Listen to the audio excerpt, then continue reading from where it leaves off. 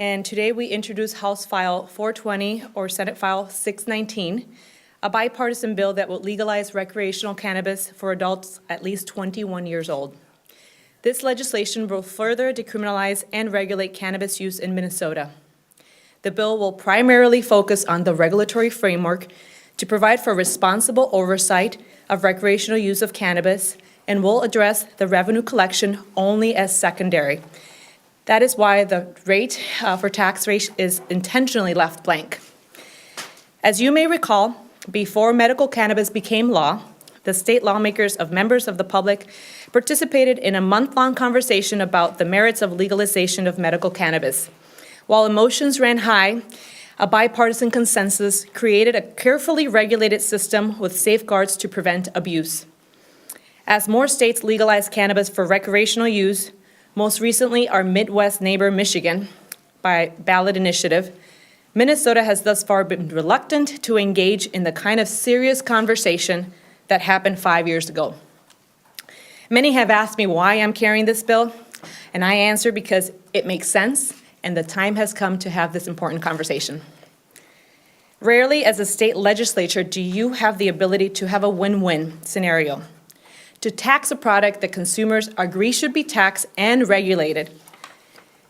By doing so, we are making it safer by removing the need for the black market to exist while eliminating the harm it has done to society.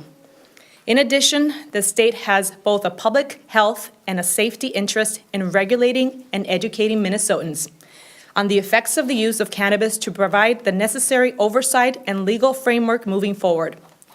As an attorney and a mother of 2 young boys, I will tackle this issue with an open mind. I am not working on this to appease any interest group. We are all welcome to participate, and input is needed from everyone.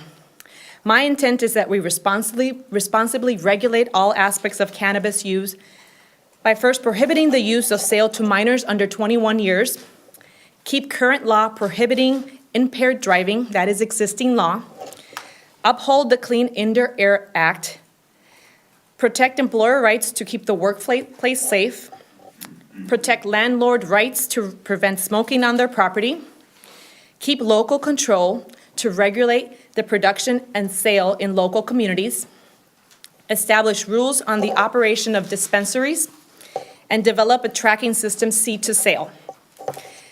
We also will distribute revenue to mental health services, training for police, and public health education for teens about the potential health consequences of cannabis use.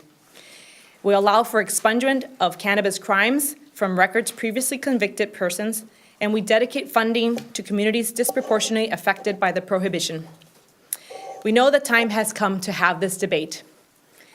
Even Governor Tim Walz indicated that he would sign a recreational cannabis bill into law should it reach his desk.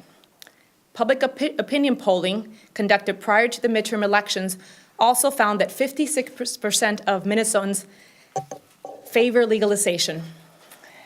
In sum, our bill will do the following: attempt to eliminate the black market sales of cannabis, study the effects of cannabis related to potency levels and dosage for safe driving, warn the public about consumption if you have risk factors for addiction, restrict access to youth, and decriminalize the expunge past violent offenses. It would also fund studies by the scientific community that are peer-reviewed on mental health impacts and risk factors.